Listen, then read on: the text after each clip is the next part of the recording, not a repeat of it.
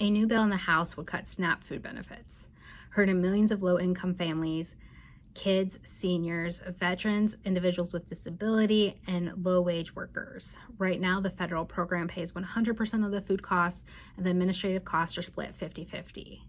This bill would now require the state to pay 75% of the administrative costs and also require the state to pay a portion of the SNAP benefit depending on their error rate.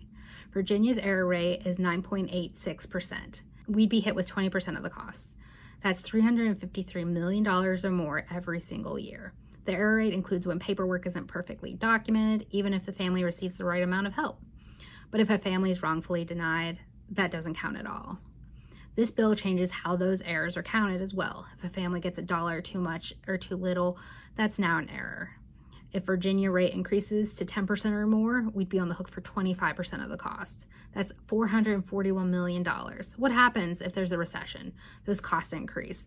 But if this bill passes and those costs go up, what happens if Virginia can't afford it? What happens to SNAP? What happens to families who rely on SNAP?